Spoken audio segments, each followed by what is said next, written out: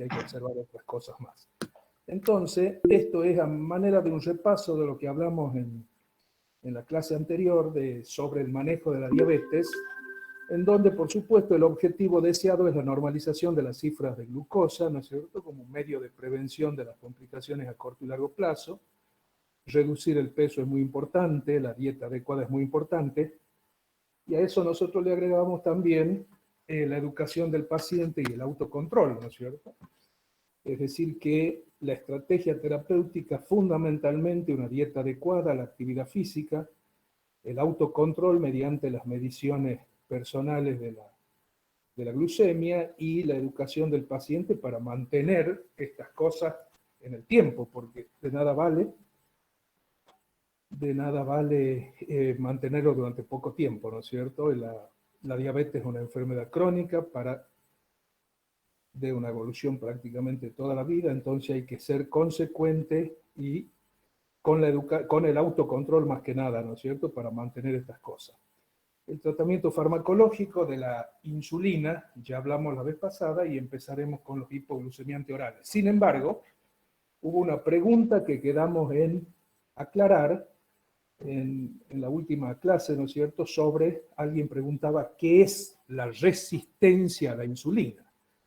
Se habla mucho de la resistencia a la insulina y en realidad la resistencia a la insulina es un estado, ¿no es cierto?, de algunos organismos que, condicionados genéticamente y con una dieta inadecuada en el tiempo, con aumento de peso, sobre todo lo que se llama la obesidad de cintura y la obesidad visceral, con trastorno en los lípidos, ¿no es cierto?, en sangre, dislipidemia, el paciente llega a un momento en que está borderline con lo que sería ya una diabetes de tipo 2 declarada.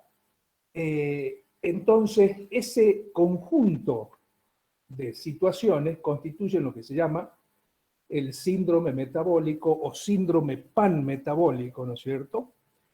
Y que se produce no de golpe, eso se va produciendo a partir de un tiempo de inobservancia de lo que sería una correcta dieta, una correcta actividad física, y de qué hablar si hay otros factores agravantes, como por ejemplo el alcoholismo, como por ejemplo el tabaquismo. Entonces llega un momento en que las estructuras orgánicas que normalmente son sensibles a la acción periférica de la insulina, que como recordaremos, incrementa el ingreso de glucosa a las células para ser aprovechada, aumenta la formación de glucógeno, disminuye la gluconeogénesis, entonces una serie de situaciones en las que podemos hablar de que el organismo ya tiene una resistencia a la insulina, pero, ¿no es cierto?, para hacerlo más preciso a eso, hay que saber medirla a esta eventual resistencia a la insulina antes de que se declare la diabetes ya tipo 2, mellitus tipo 2. Hay algunos autores, no hay mucho consenso, pero hay algunos autores que dicen que un buen dosaje de la insulinemia basal es suficiente, ¿no es cierto?, para detectar si ya hay una cierta resistencia a la insulina en las estructuras periféricas. Sin embargo, parece ser de que se la puede medir más específicamente. Una insulinemia basal tiene una cifra de alrededor de 12 hasta 12.5 microunidades internacionales de insulina por mililitro. Entonces ustedes comprenderán que eso lo debe hacer un laboratorio que esté adecuadamente capacitado para ello.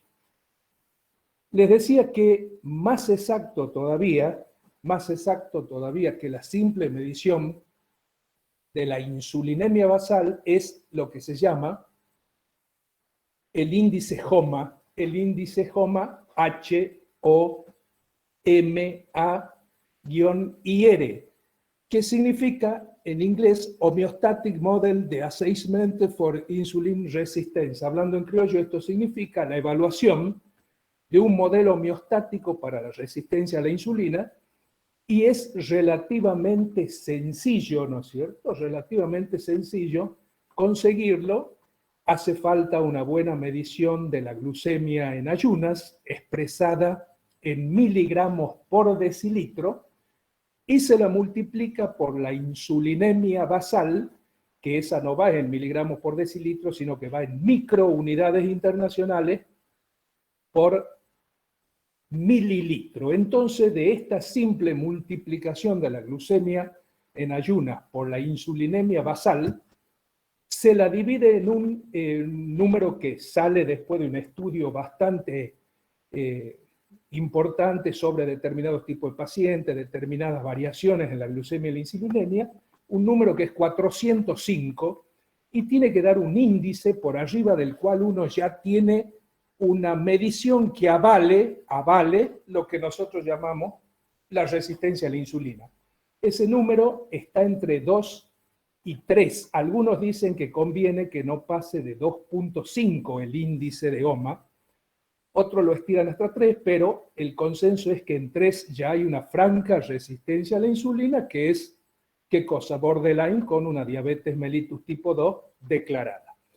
Entonces, de esa manera, creo haberle evacuado un poco qué es la resistencia, digamos, que se conoce como resistencia a la insulina. Lo que sí conviene recordar que como factores involucrados en la producción de esta resistencia a la insulina, conviene no olvidarse como que, por ejemplo, el incremento de los ácidos grasos insaturados son una causa, ciertas citoquinas inflamatorias, adipocinas, disfunción mitocondrial, aparte de la glucosa elevada en forma crónica, todos esos factores influyen en que el organismo vaya desarrollando lo que se llama resistencia a la insulina. Resumiendo, fíjense bien cuando hagan el estudio en qué consiste el índice OMA-IR, y lo van a entender mejor. Aparte, es importante, ¿no es cierto?, para el manejo de los pacientes, aunque ustedes, como médico general, quizá no lleguen a eso. Acuérdense entonces, la insulinemia basal está entre 12 y 13, pero lo ideal sería que no pase de 12.5 microunidades por mililitro. Mientras que, bueno, la glucemia, ya saben, la glucemia en ayunas normales está entre 80 y 110 miligramos por decilitro. Entonces, hecha esta aclaración de la pregunta que quedó la vez pasada sin evacuar, vamos a empezar a tratar de simplificarle lo más posible el tema este de los hipoglucemiantes orales o fármacos que se utilizan en el tratamiento de la diabetes mellitus tipo 2. Bueno, estos son objetivos individuales que se deben considerar como parte de la estrategia terapéutica, por supuesto. La edad, enfermedades asociadas, la capacidad de la persona para entender y llevar el régimen de tratamiento. Influyen también factores socioeconómicos que pueden influir o dificultar el plan de manejo, por supuesto. No es lo mismo observar una dieta adecuada en gente que tiene escasez de recursos y que el tiempo que tiene a veces lo dedica a lo que pueda para subsistir, y ni siquiera la actividad física la puede observar como corresponde. Entrando ya en lo nuestro, el perfil ideal de un antidiabético oral, es decir, de un antidiabético no insulínico, ¿no es cierto?, tendrían que tener la siguiente característica. Primero, como objetivo de estos antidiabéticos orales, tratar, ¿no es cierto?, las causas subyacentes a la diabetes tipo 2, ya dijimos la insulinoresistencia y la disfunción de las células beta. Un buen perfil de seguridad y tolerabilidad, un control glucémico efectivo y sostenido en monoterapia y combinación, debe ser capaz de reducir las complicaciones micro y macrovasculares, y debe aminorar o revertir, ¿no es cierto?, la progresión de la enfermedad. Por supuesto, estos serían las características de un antidiabético oral. Como todo fármaco, en la farmacología nunca hay un fármaco totalmente perfecto para el objetivo que uno busca. pero esto es lo que sería en el caso nuestro de lo que estamos estudiando hoy. Fíjense en ustedes, cada 6 segundos una persona muere por complicaciones relacionadas con la diabetes, la cual incrementa significativamente, ya hablamos algo de esto antes, la cardiopatía, ictus cerebrales. En las próximas 24 horas, 5.000 y pico de pacientes desarrollarán diabetes, retinopatía, Doctor, nefropatía, y otros sufrirán problemas, ¿no es cierto?, vasculares periféricos. ¿Sí? ¿Alguien dijo algo? pero no está pasando las diapositivas. Por lo menos yo la que estoy viendo es la primera. Que ha quedado ahí. Muy bien, sí, está clavada, perdón, la palabra está detenida en ¿Ahora? ¿Ahora? No. No, no pasan. No. ¿Volvemos a ese? Está en la primera nomás. ¿En cuál? ¿En esa está? En el título. Está en la primera, en la presentación. En la primera. Está en la que dice hipoglucemiantes orales. Es raro, yo lo voy pasando, está acá pasando perfectamente.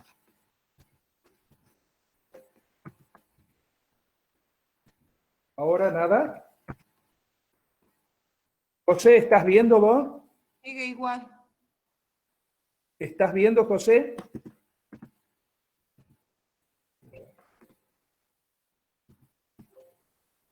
No me escucha el doctor Gerván que estaba viendo. Escúchame, ahí donde dice presentación de diapositiva, ahí Sí. arriba, pon diapositiva, apretalo ahí. Espérate un momentito, espérate un momentito.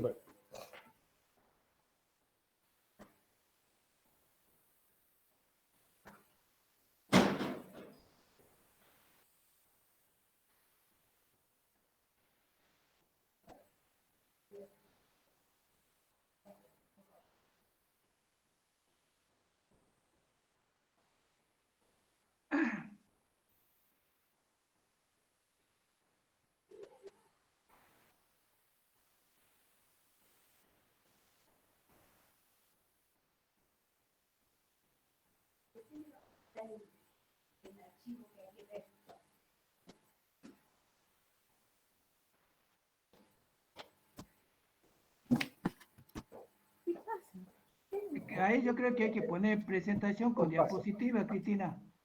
Volvé a lo original. Ahí está. A ver, Ahí ya se ve. desde ahí, a ver. ¿Ahí se ve, José? Sí, ahí se ve, ahí está avanzando. Ahí está avanzando, entonces el problema es en la, fíjate ahí. Bueno, ¿están viendo todo ahora los pasajes? Sí, ahora Sí, doctor. Y ahora sí. Sí, profe. Ustedes lo único que habían visto era esto. Eso nada más. La primera. Sí, lo único. Sí, era lo único. Bien, bueno. Pasamos rápidamente de nuevo. Ahí tienen lo que hablábamos recién del manejo de la diabetes como objetivo, ¿no es cierto? Objetivo, esto ya lo dijimos, así que la vamos a pasar lentamente a las imágenes. Sobre el índice OMA, eso no había nada, eso se los dije yo, después los repetiremos si tienen algún problema al último. Entonces, el tratamiento de la diabetes, ya saben, dentro de la estrategia terapéutica, medidas generales, dieta, actividad física, autocontrol, educación, la insulina que ya hablamos, los hipoglucemiantes orales. Bueno, esto también ya lo dijimos. Esto téngalo presente, el perfil ideal de un antidiabético oral. Yo les dije recién que no hay ningún fármaco que sea totalmente lo que uno aspira que ese fármaco sea, ¿no es cierto? Siempre hay algunas contras, pero lo que sería un perfil ideal de un antidiabético oral, el objetivo deberían ser las causas subyacentes a la diabetes tipo 2, insulinoresistencia, disminuir la insulinoresistencia, tratar la disfunción de la célula beta, buen perfil de seguridad y tolerabilidad, control glucémico efectivo y sostenido en monoterapia y combinación, debe reducir las complicaciones micro y macrovasculares, debe aminorar o revertir la progresión de la enfermedad. Bueno, acá estábamos cuando ustedes me dijeron que no veían nada, ahora lo están viendo, ¿no? Sí, doctor. Bien, esto es, digamos, para que ustedes tengan una idea de las complicaciones graves y la tremenda morbimortalidad que tiene la diabetes en todo el orbe. Cada 6 segundos una persona muere por complicaciones relacionadas con la diabetes. La diabetes incrementa significativamente el riesgo de cardiopatía, de ictus cerebrales, retinopatía, nefropatía, obliteración, obstrucción de arterias periféricas, ¿no es cierto?, con amputaciones. Esto es algo que ustedes ya lo conocen, ya lo deben saber, y si no lo saben lo van a ir viendo mejor a medida que progrese el estudio en la carrera. Acá este es, digamos, una imagen en donde están los 8 famosos, seguramente hay otros más, pero los 8 famosos factores que influyen negativamente, deleteriamente, en mantener en forma crónica las cifras elevadas de glucemia, ¿no es cierto? Alteración en la secreción de insulina, aumento de la secreción de glucagón, aumento de la producción hepática de glucosa, problemas en la neurotransmisión a nivel del sistema nervioso central, eso influye mucho, los estados adrenérgicos exagerados, los estados colinérgicos exagerados, el aumento de la lipólisis, aumento de la reabsorción de glucosa, disminución de la absorción de glucosa, bueno, son factores que influyen en el mantenimiento de cifras, como ya dijimos, glucémicas altas. Esto va a quedar en el aula virtual, así que ustedes pueden verlo de nuevo.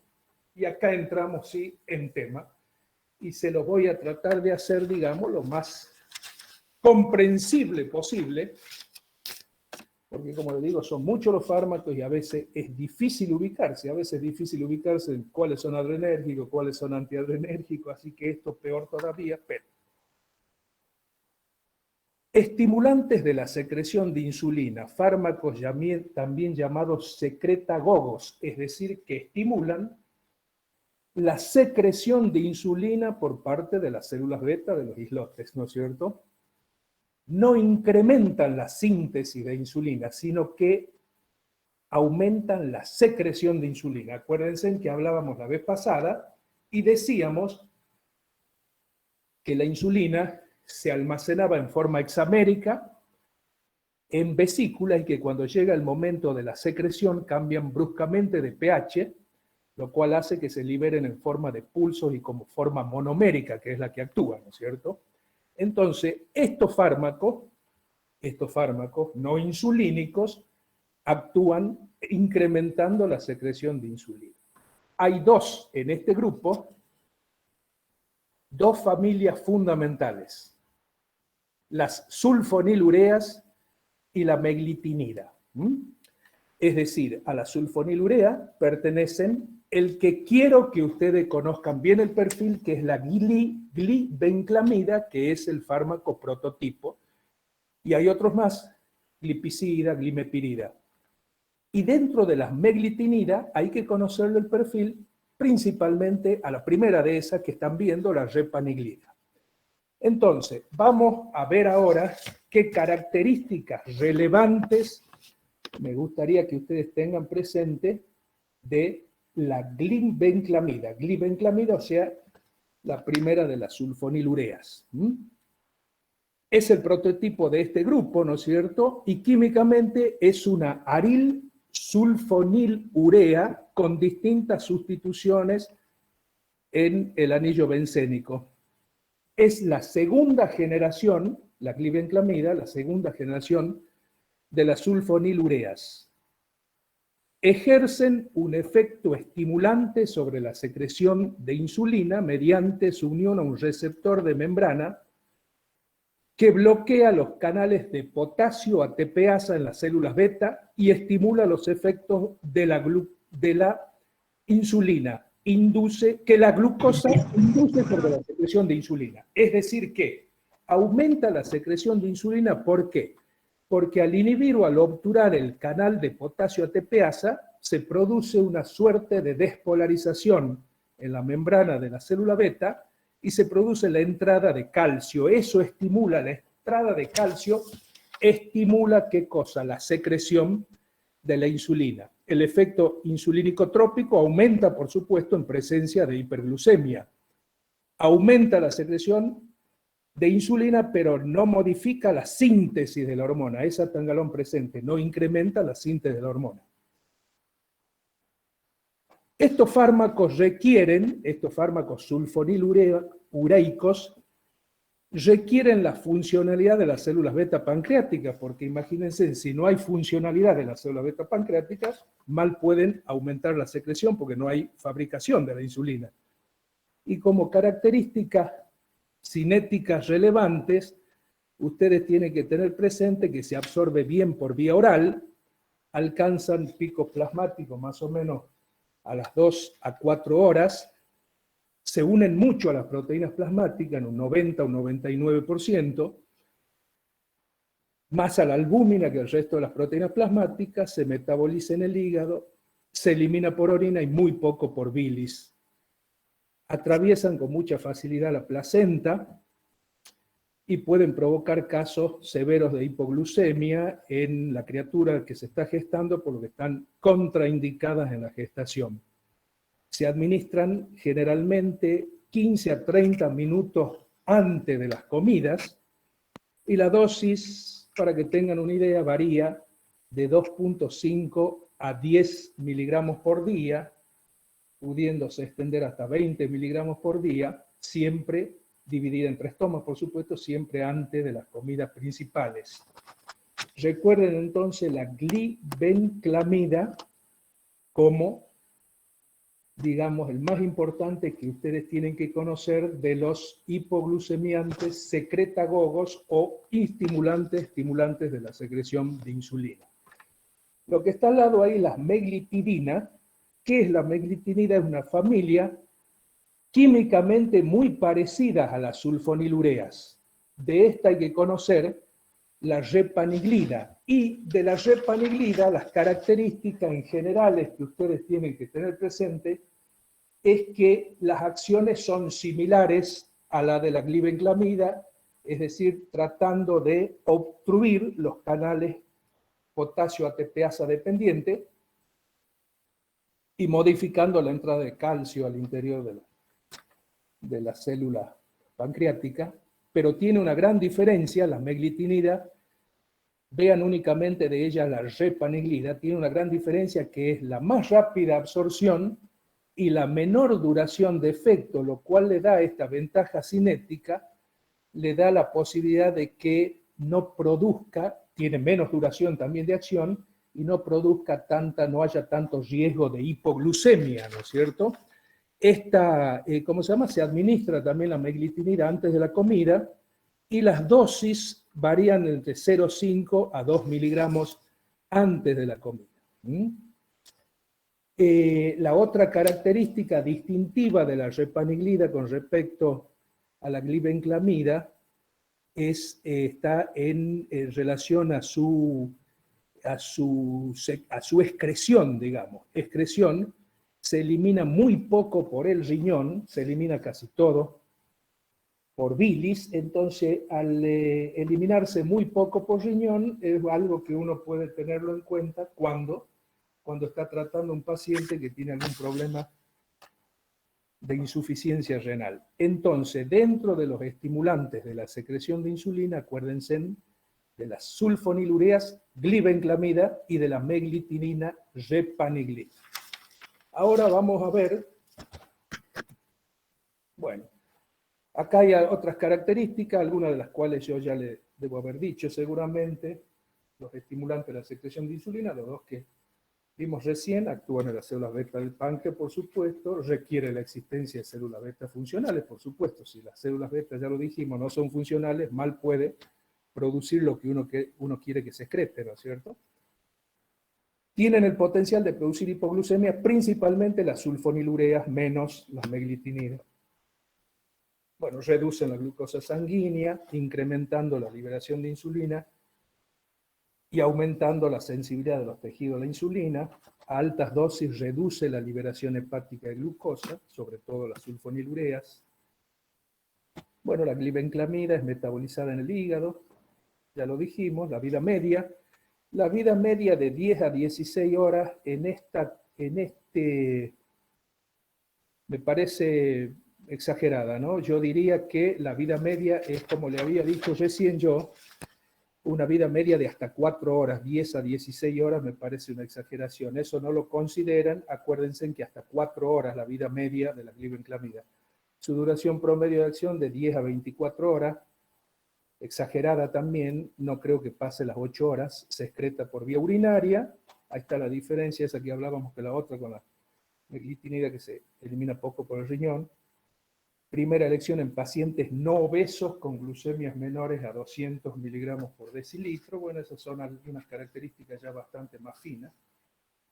Entonces vean bien el perfil de la glibenclamida y de la repaglinida. El rango de dosis ya lo dijimos. Después veanlo bien cuando recurran ya al aula. Bueno, efectos adversos, hipoglucemia. Molestias gastrointestinales ligeras, reacciones de hipersensibilidad, toxicidad medular, algunos pocos casos, anemia hemolítica, leucopenia, trombocitopenia, granulocitosis relacionado con la toxicidad medular, aumento de peso. No conviene entonces utilizarlo en los pacientes obesos. Esta que está puesta acá, las biguanidas, lo vamos a dejar a esta imagen puesta ahí porque antes quiero decirle la otra cosa que está en relación con la familia a las cuales pertenecen los hipoglucemiantes orales. Ya vimos la familia de los que estimulan la secreción de insulina. Ahora vamos a ver un grupo de fármacos que tienen en general otra acción y que son los que sensibilizan órganos, células periféricas a la acción de la insulina. Es decir, no son secretagogos, sino son sensibilizantes de estructuras periféricas a la acción de la insulina. Lógicamente, para que funcionen estos fármacos que vamos a ver ahora, hace falta que haya producción de insulina, porque si no hubiese ninguna producción de insulina, mal podríamos hablar de este grupo, de esta familia de fármacos que mejoran la sensibilidad periférica a las acciones de la insulina. Dentro de las biguanidas que ustedes están viendo ahora, la imagen que inhiben la producción hepática de glucosa, aumenta la sensibilidad de los tejidos a la acción de la insulina, ya lo dijimos, los beneficios secundarios del tratamiento incluyen disminución de peso y mejoría en los perfiles lipídicos, ya lo vamos a ver mejor eso, porque disminuyen de peso no solo porque disminuye la lipogénesis, sino porque parecen tener también una acción ligeramente anorexígena, lo que es deseable en este tipo de pacientes, ¿no es cierto? Entonces, las biguanidas tienen algunas ventajas, aparte uno de ellos que ya vamos a ver ahora, es el primer fármaco utilizado que debe utilizarse en el tratamiento de la diabetes tipo 2. Reducen también las concentraciones de triglicéridos en un 20 o 25% y el colesterol malo en un 5 o 10%.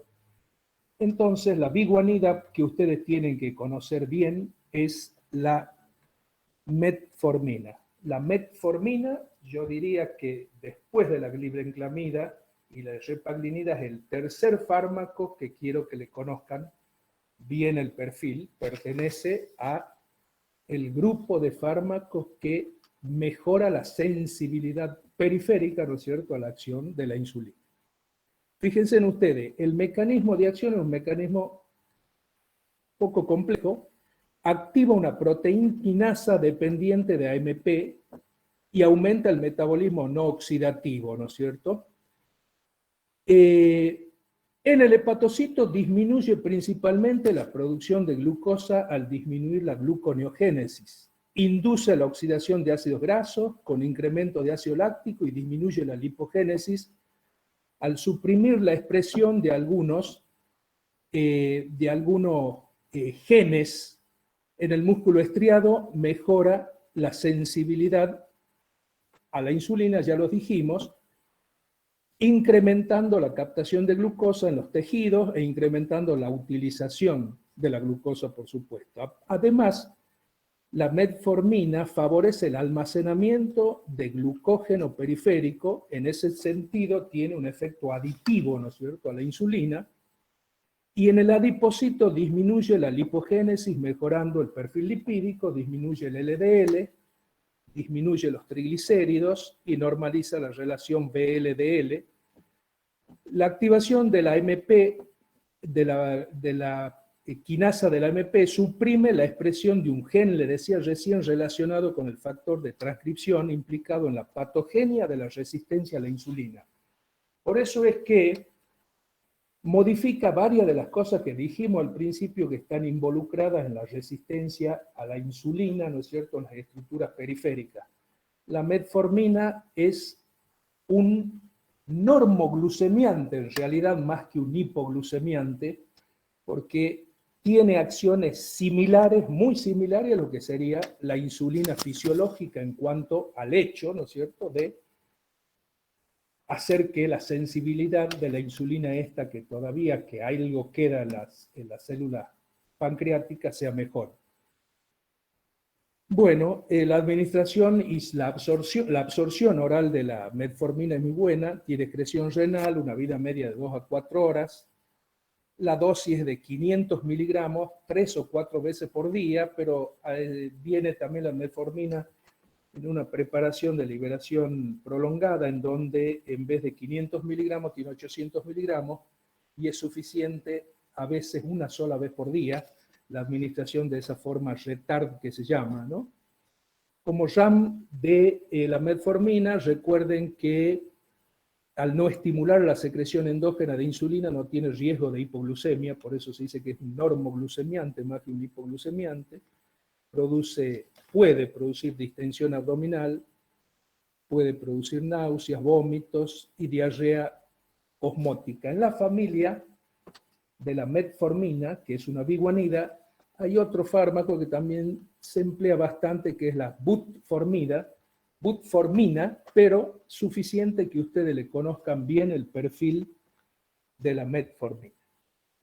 En esta familia de fármacos que mejoran, incrementan la sensibilidad periférica a la acción de la insulina que todavía queda, hay otra familia química que son las tiazolidindionas. Las tiazolidindionas, un grupo de fármacos que aparentemente no solo mejoran la sensibilidad periférica a la acción de la insulina, sino que tienen otras acciones directas interactuando con receptores nucleares en una suerte de mecanismo de acción bastante complejo.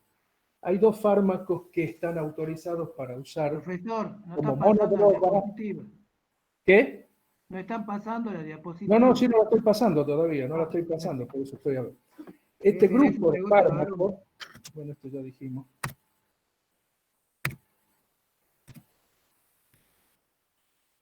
Ahí está. Lo que pasó recién es todo lo que le dije más o menos con respecto a la metformina, ¿no? Bueno, por eso, estas tiazolidindionas, o tiazolidinedionas, lo van a encontrar de 2 maneras, son 2 los fármacos que se emplean en nuestro país, la rosiglitazona y la pioglitazona. Hay países en donde su empleo está prohibido porque ha sido relacionada con, ya vamos a ver, algunas reacciones adversas severas. Entonces, lo mismo ustedes tienen que conocer, por lo menos de su existencia, dentro del grupo de estos fármacos que un poco mejoran la sensibilidad a las acciones de insulina a nivel periférico. Sus acciones farmacológicas, ya le dije, son complejas y disímiles entre ellas, porque algunas son agonistas de coactivadores nucleares y otras son agonistas parciales únicamente. Parte de sus acciones requieren la presencia de insulina, es decir, que son, como dijimos, sensibilizadores a la acción de la insulina, y otras son insulinodependientes porque actúan induciendo cambios a nivel genético.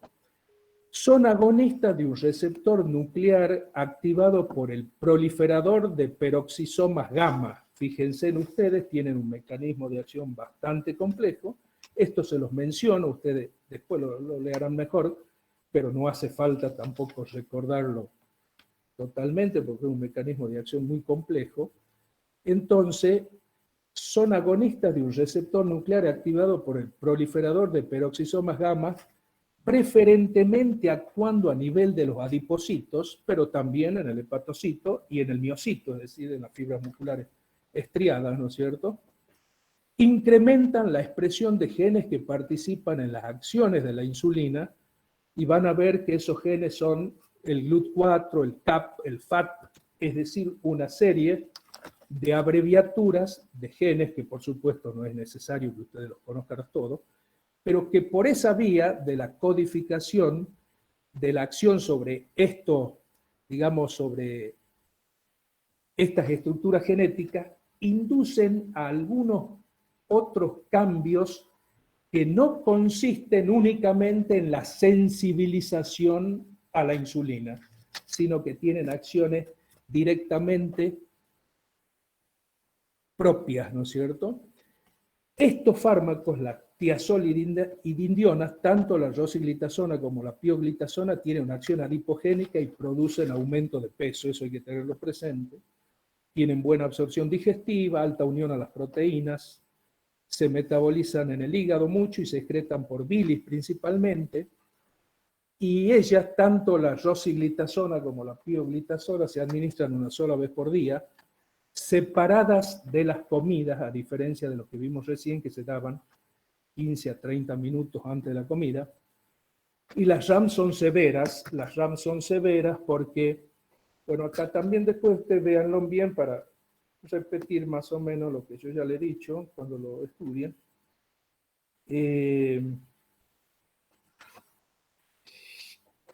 Les decía, las RAM de la rosiglitazona y de la pioglitazona son severas, han sido involucradas con insuficiencias hepáticas, a veces agudas, han sido vinculadas con problemas cardíacos, sobre todo en personas ancianas, y incluso una de ellas ha sido relacionada con la aparición de cáncer de vejiga. Entonces, como ustedes verán, son fármacos cuyo empleo, en caso de decidirse hacerlo, es cuando el paciente está en manos de especialistas, ¿no es cierto? No son fármacos, en mi modo de ver, que un médico general tenga que manejar, pero es importante que conozcan su existencia. Y después de leer, una leída, digamos, cuando vayan ya al estudio en el texto. Estos son efectos adversos, en donde realmente no están puestos los más graves. Sí figura el daño hepático ahí. Producen también edema, discreto aumento de peso, según algunos autores no tan discreto, daño hepático, expansión del volumen plasmático, cambio en la estructura histológica del tejido cardíaco. Acuérdense, la cardiotoxicidad, la hepatotoxicidad a veces severa, y el hecho de haberla vinculado en algunos trabajos con el cáncer de vejiga, hacen que las tiazolidindionas en algunos países estén prohibidas, no así en el nuestro, donde por supuesto es mejor dejarla para el manejo por parte de especialistas. Aquí están algunas características relacionadas con la administración. La rosiglitazona, una dosis en el rango de los 2 a 8 miligramos, 1 a 2 veces por día, generalmente se dan una sola vez por día. Excreción hepática, excreción renal en un 66%, y la pioglitazona que no se excreta por bilis, sino totalmente por riñón, después la otra. Una tercera familia, ¿cómo se llama?, de fármacos hipoglucemiantes, son las que se pertenecen químicamente a inhibidores de la alfa-glucosidasa. Esta familia, a diferencia de las dos anteriores, de los fármacos secretagogos y de los fármacos que aumentan la sensibilidad periférica a la acción de la insulina, es una familia que tiene menos importancia desde el punto de vista terapéutico, pero hay que conocerlo, así como tiene un poco menos de importancia y de efectividad terapéutica tiene también menos reacciones adversas. Entonces, a esta familia, los inhibidores de la alfa-glucosidasa, que disminuyen sobre todo la hiperglucemia postprandial, disminuyen la tasa de absorción de los carbohidratos del tracto intestinal. ¿Qué es lo que pasa? En el intestino, para que se absorban mejor los glúcidos, tienen que estar en forma de monosacáridos. Entonces, tanto los polisacáridos como los disacáridos, ¿no es cierto?, deben ser convertidos en, ¿cómo se llama?, en monosacáridos para tener una mejor absorción. Eso es lo que hacen estos fármacos, de los cuales hay dos. Acuérdense de uno principalmente, que es la carbosa. La carbosa, ya se los voy a decir ahora, la carbosa inhibe reversiblemente a la alfa-glucosidasa y transforma, por ejemplo, la sucrasa, maltasa e isomaltasa, la glucoamilasa, la sucrasa, la maltasa y la isomaltasa son convertidas por la acarbosa, ¿no es cierto? Y al transformarla a esas sustancias en monosacáridos, retrasan, mejor dicho, la transformación en monosacáridos. Entonces, al retrasar la transformación de los polisacáridos y disacáridos en monosacáridos, se retrasa la absorción intestinal y, por supuesto, eso tiene un efecto positivo en que no se incrementa tanto la glucemia. No se incrementa tanto la glucemia. Pero eso que es lo positivo, por eso es que se la usa únicamente poco tiempo antes de la ingesta, eso que es positivo es lo que le da las pocas reacciones adversas que tiene, porque los disacáridos, sin transformarse en monosacáridos, y los disacáridos pasan al intestino grueso, pasan al colon, producen distensión, producen flatulencia, producen diarrea de tipo fermentativas.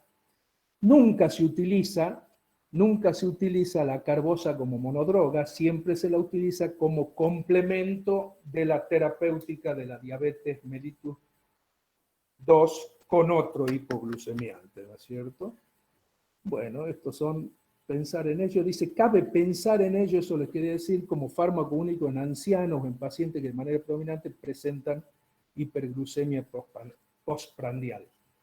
Entonces, acuérdense que los inhibidores reversibles de la alfa-glucosidasa, al retrasar la conversión de polisacáridos y disacáridos en monosacáridos, que son los que se absorben, tienen un efecto positivo en disminuir las tasas de glucemia.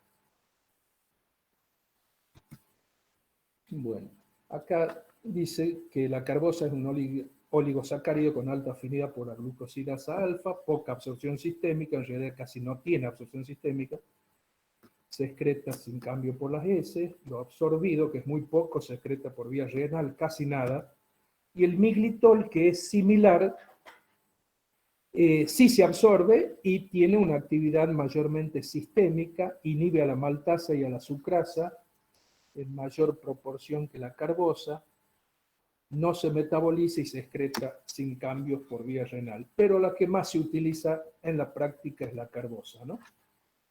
Y los efectos adversos ya lo dijimos, flatulencia, diarrea, meteorismo abdominal, se pueden prevenir iniciando con dosis baja, avanzando la dosis mientras se desarrolla tolerancia, etcétera, etcétera. Bueno, acá están, después ustedes veanlo bien, las presentaciones y más o menos cómo se los administra, acordándose siempre que se administra inmediatamente antes de la comida, de las comidas principales.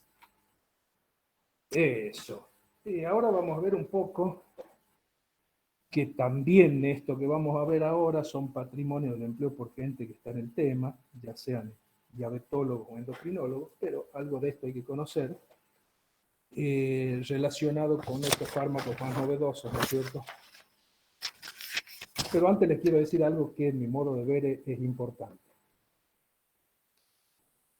El manejo de la diabetes mellitus tipo 2, si se hace como corresponde con la observación de la dieta adecuada, de la actividad física, de la supresión de factores así potencialmente nocivos, tóxicos como el alcohol y el tabaco, y se la puede mantener a la glucemia en cifras, digamos, relativamente normales, es preferible no iniciar el tratamiento con los fármacos hipoglucemiantes. Si por algún motivo no se puede controlar eso, porque el paciente no cumple o por lo que fuera, el primer fármaco en el cual ustedes tienen que pensar es en la metformina. La metformina es un normoglucemiante que no tiene muchas reacciones adversas y es el primero que hay que pensar, ya sea para usarlo como monodroga y en algunos casos se lo usa junto a uno de la otra familia de los secretagogos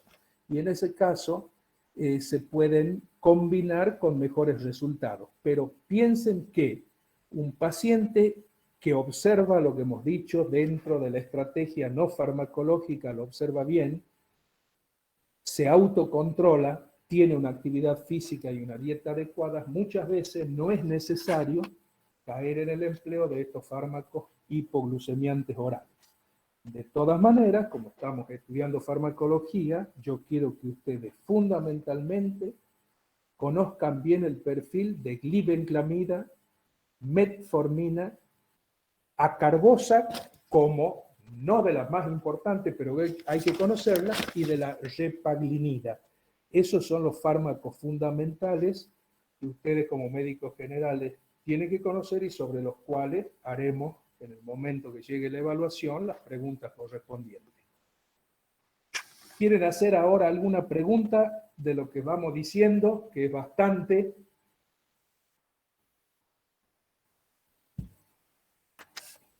¿No hay pregunta? No, profe, gracias. Acuérdense del índice OMA, porque es una forma relativamente simple de evaluar bien lo que se llama la resistencia a la insulina, que ya, como les dije, forma parte de un estado borderline a una diabetes mellitus de tipo 2 declarada, ¿no es cierto?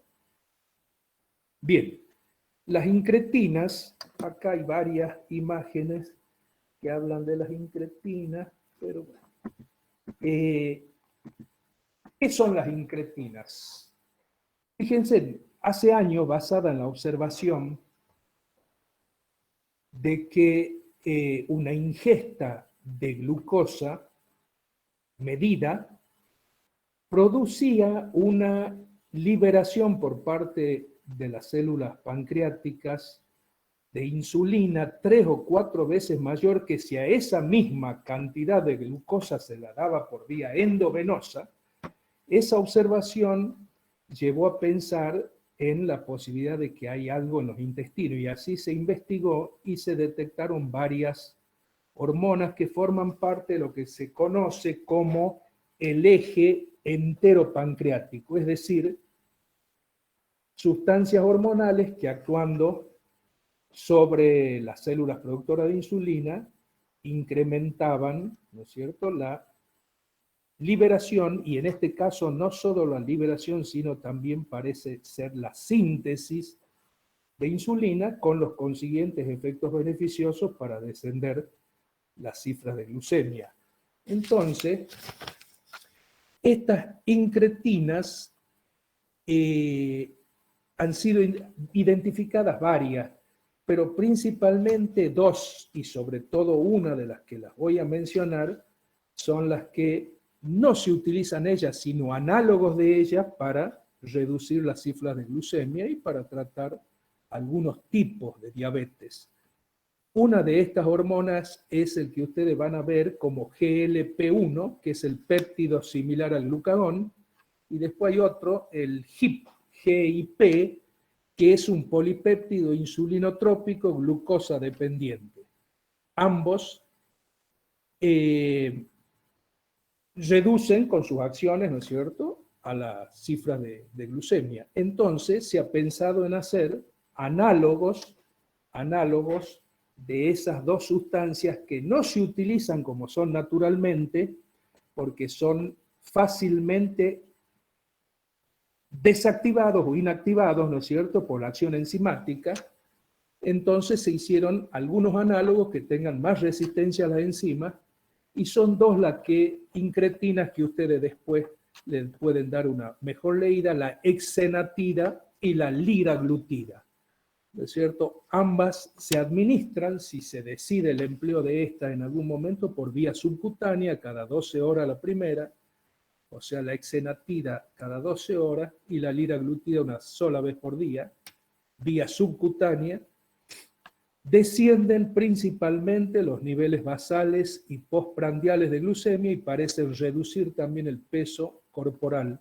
Tienen una ventaja que al ser similares a hormonas muy parecidas a hormonas fisiológicas, no causan hipoglucemia, y eso es positivo cuando uno maneja estos fármacos para el tratamiento de la diabetes tipo 2. Y también se han desarrollado otro grupo de fármacos que en este caso inhiben a la dipeptidilpeptidasa. ¿Quién es la dipeptidilpeptidasa? Es una enzima que es la que inactivaba, ¿no es cierto?, a las hormonas naturales del organismo, a esa que se llamaba GLP-1 y GIP, que les dije recién. Entonces acá, ¿qué es lo que se hace? Se aprovecha la acción fisiológica de las hormonas intestinales porque al inactivar la enzima que la metaboliza ella, pueden actuar más eficazmente. Van a ver que son dos los fármacos, la vildagliptina y la sitagliptina. Disminuyen principalmente el metabolismo del GLP-1, sobre el GIP no tienen acción, y bueno, son, como les digo, fármacos más recientes en el tratamiento de estas diabetes de tipo 2, pero que seguramente lo correcto es dejarlo, su empleo, por manos de gente que está en el tema, ¿no? Acá ustedes van a ver que está un poquito más explicado lo que yo le acabo de decir recién sobre los análogos, esto, el GLP-1 y del GIP. También algunas características propias de...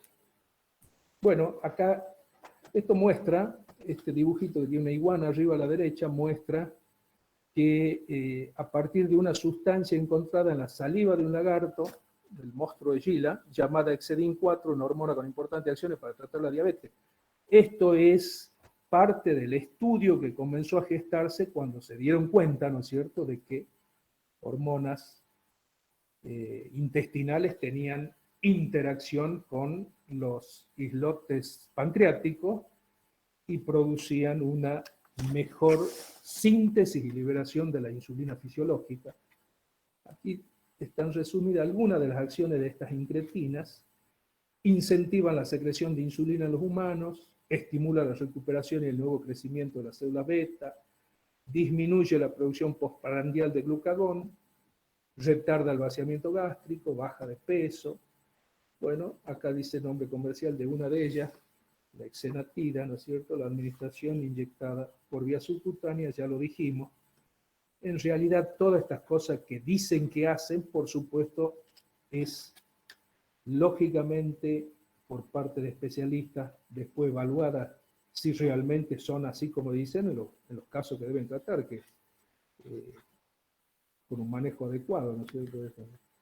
Bueno, y los actores, dijimos también algo de esto, los inhibidores de la dipeptidilpeptidasa, que es la enzima que inactiva, cataboliza a las hormonas esas intestinales, sitagliptina una y vildagliptina la otra, la PSN 9301 todavía no tiene ni nombre todavía, digamos, genérico, así que acuérdense de que existen dos de estas, todos estos fármacos tratando de alguna manera normalizar la cifra de glucemia, aprovechando las acciones de hormonas fisiológicas intestinales.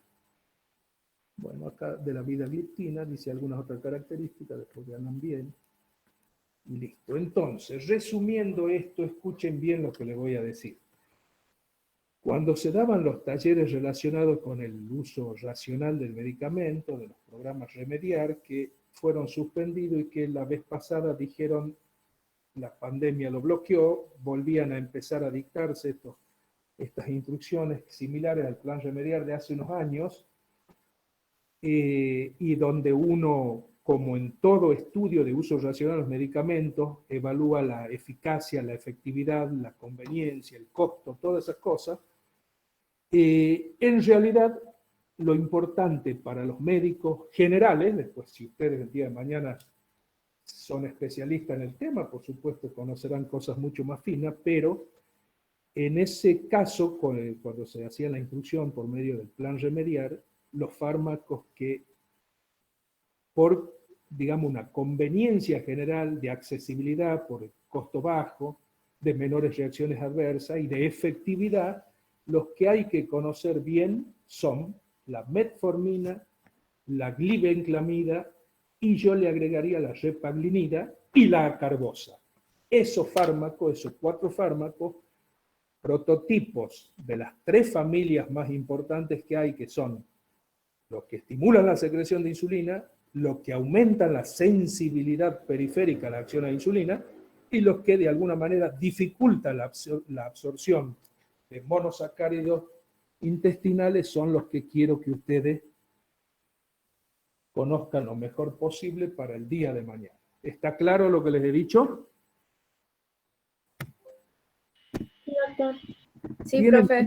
¿Tienen tiempo para que les dicte algunas cositas que quiero que ustedes averigüen? Sí. Sí, doctor. Sí, doctor, no hay problema. ¿Tienen un poco? Sí, sí, Bien. sí.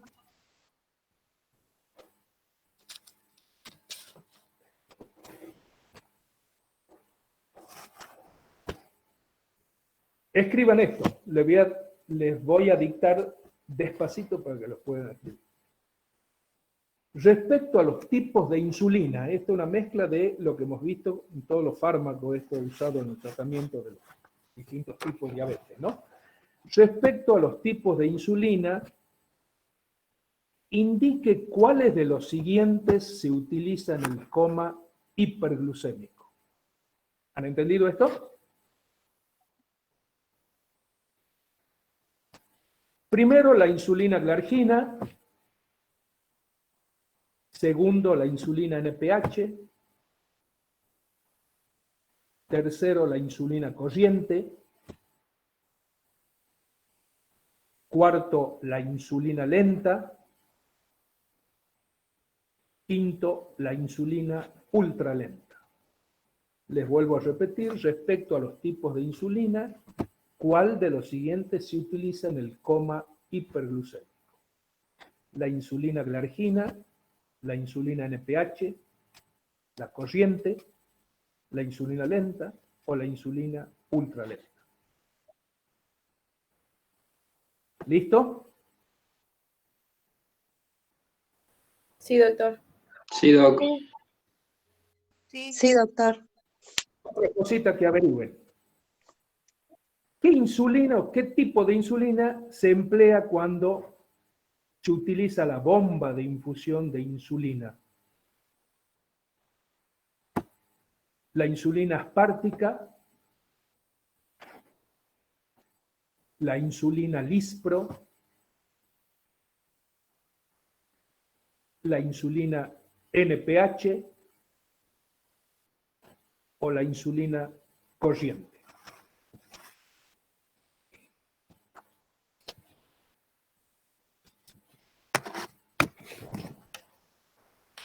Otro dilema.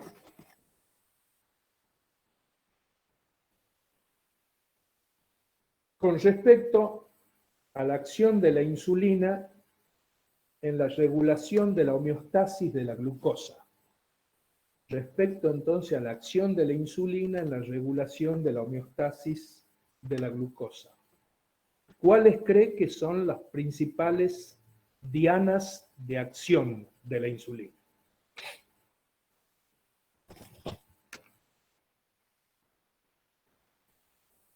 Primero, tejido graso, sistema nervioso central y miocardio. Vuelvo a repetir, primero, tejido graso, sistema nervioso central, miocardio. Segundo, músculo, tejido graso e hígado. Tercero, músculo liso vascular, tejido hepático, intestino delgado. Cuarto, estómago, intestino delgado, tejido hepático.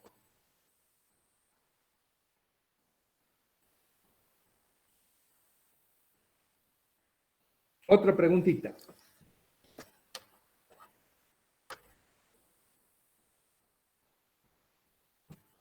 La acción de la insulina, primero, modifica el metabolismo de los glúcidos.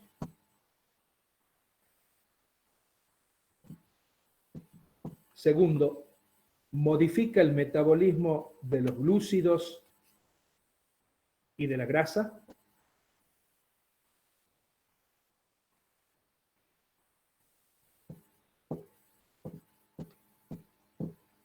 Tercero, modifica el metabolismo de los glúcidos, de la grasa y de las proteínas.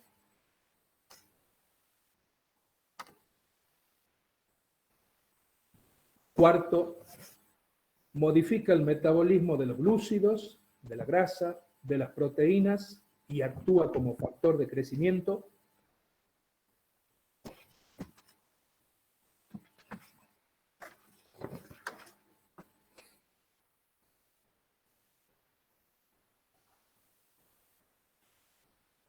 Otra preguntita.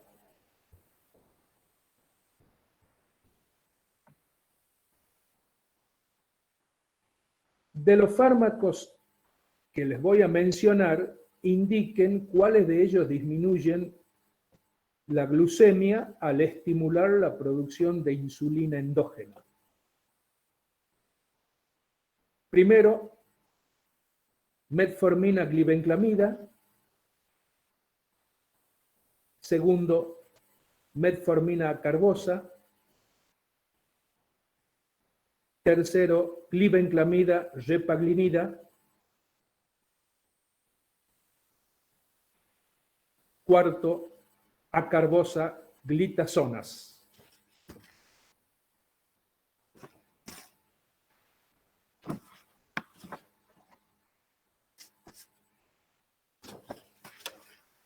La última, para que cuando hagan el estudio vayan pensando... ¿Puede repetir la última pregunta, doctor? Disculpe. Sí, cómo no, cómo no.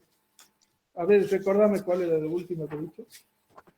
De los fármacos mencionados. Ajá.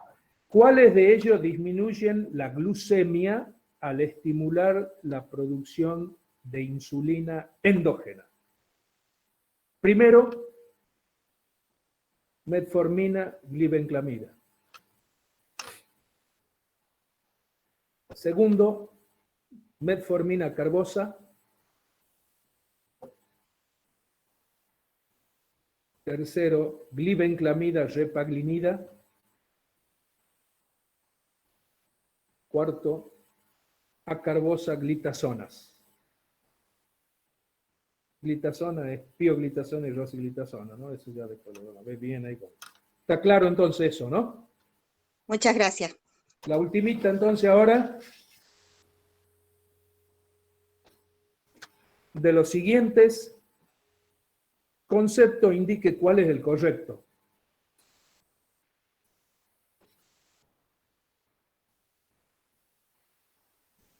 Primero, la carbosa actúa en el nivel de la mucosa del colon.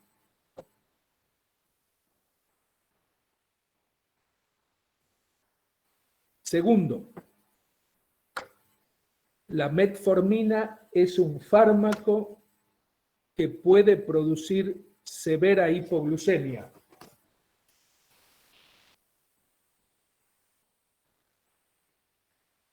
Tercero, la metformina es un fármaco que no actúa sobre las células beta del islote pancreático.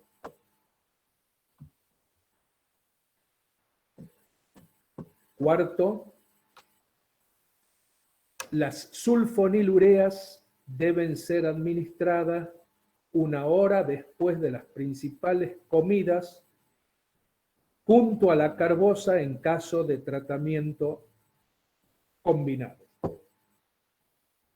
Le voy a volver a repetir esta última. De los siguientes conceptos, indique cuál es el correcto. 1. La carbosa actúa a nivel de la mucosa del colon. 2. La metformina es un fármaco que puede producir severa hipoglucemia. 3.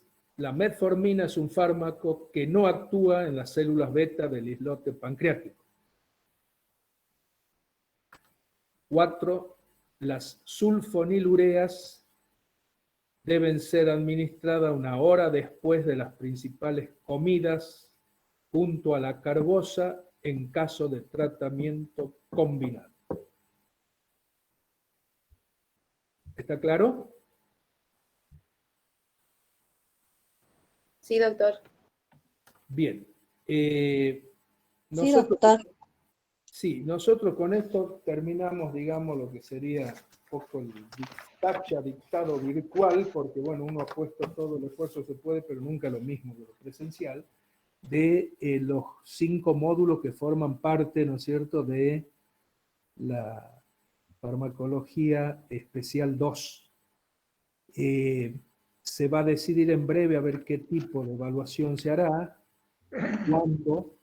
Entonces yo les recomiendo que ustedes vayan estudiando en cualquier texto actualizado de farmacología, lo que tanto el doctor Gerván, la doctora Kliver y quien les habla le ha ido dando de los 5 módulos estos que forman la especial 2, ¿no? Seguramente si se hace la evaluación va a ser por un sistema de elección múltiple, que estamos viendo cómo lo vamos a instrumentar para que sea lo mejor posible, digamos, para todos, tanto para ustedes como para la evaluación nuestra y para el resultado, que es lo más importante. Si quieren hacer alguna pregunta, como el doctor Gerván es el encargado de todo lo que es la administración de esta parte del aula virtual, pueden hacer las preguntas. Entonces yo creo que él está escuchando todavía. Sí, sí, sí.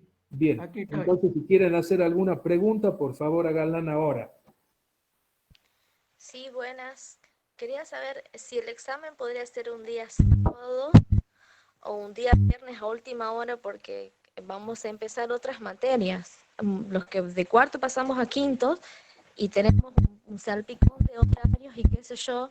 Y bueno, no sé en qué horario pondrían ustedes el examen. No, eso todavía no está decidido. De todas maneras, una vez que se decida cómo se va a hacer, nosotros trataremos de ver, de preguntarle a ustedes qué es lo que más le conviene. Ahora, lógicamente, la eventualidad es que haya, digamos, incompatibilidades con otras cátedras también, ¿no es cierto? Entonces trataremos de ver de hacer, lógicamente nosotros hemos tratado de respetar el horario que se nos ha asignado, ¿eh? Mucho no depende de nosotros el fisture, digamos, de las cosas, pero bueno, sí. ¿Ustedes qué dicen que sería mejor en qué horario?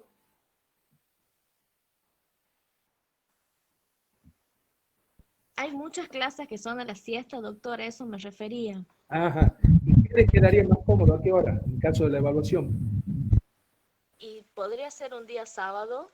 No, eso ya es difícil, ¿no? No, y si no... Profe, yo más que nada preferiría que avisen con anticipación en el hecho de que también estamos rindiendo otras evaluaciones. Eso ya después se verá el tema de horario, porque muchos estamos cursando diferentes materias, digamos. Y no, por supuesto, claro, sí. Ay, Sí, está ok. Pero escúcheme, le vamos a avisar, el doctor Gerván le va, inmediatamente que tengamos algo en concreto, le va a avisar y veremos qué es lo que se puede hacer para que no haya problemas para nadie, ¿no? Doctor, ¿estas últimas clases las van a subir al campus? Sí, ahí van a estar varias subidas. ¿Por qué? Porque a mí no me gusta mucho seguir los PowerPoint porque a veces se enganchan con el PowerPoint, es lo único que aprenden el PowerPoint, ¿no es cierto? Entonces, una cosa indicativa, lo que a mí me interesa más es que ustedes que es la mejor forma de adoptar el conocimiento, es de los fármacos que nosotros le hemos marcado a través de las distintas charlas como más importantes, como prototipos, le conozcan lo mejor posible el perfil, ¿no es cierto?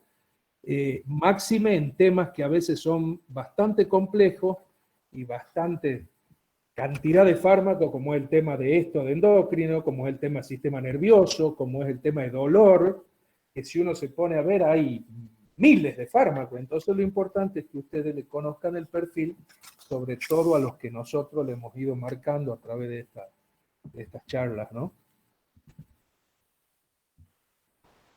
Sí, doctor, muchas gracias. ¿Quieras decir, José? No, está todo bien. Yo creo que la fecha va a ser después que ellos rindan las materias que tienen que rendir la próxima semana. La mayoría de los exámenes entre el 26 y el 28 de agosto.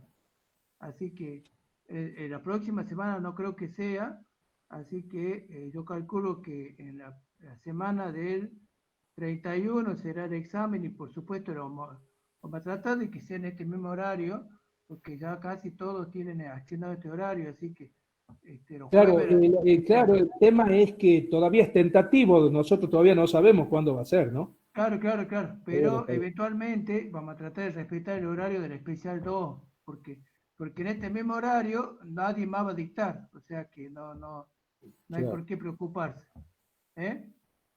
Bueno, perfecto. ¿Alguna otra cosa? Sí, si van a tomar separado cada módulo o va a ser una sola general. No, todos juntos. De la manera, digamos, que se la puede compatibilizar con lo que se hacía en forma presencial, ¿no es cierto? Es decir, seguramente van a ser un número de preguntas que por lo que he estado averiguando con los sistemas que se hacen no pueden ser muy muchas, pero será en forma aleatoria y bueno, ya veremos. Todas esas cosas se le avisará cuando lo tengamos decidido y sí lo que yo les sugiero es que vayan estudiando lo que se le ha marcado con más, digamos, lo más importante, ¿eh? Que por otra parte es lo elemental así dentro. Si, imagínense en ustedes, si uno tuviera que estudiar todo lo que hay en los 5 módulos, tendría que estar 1 año y medio. Entonces, fundamentalmente, pongan atención en los fármacos que se le ha marcado como prototipos, ¿no es cierto? Que sobre eso se va a hacer la evaluación, y la evaluación va a ser hecha, digamos, en un tenor, en un nivel normal, digamos, nada de cosas sofisticadas ni raras, ¿no?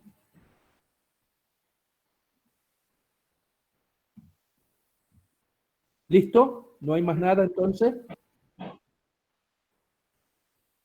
¿Ninguna otra pregunta?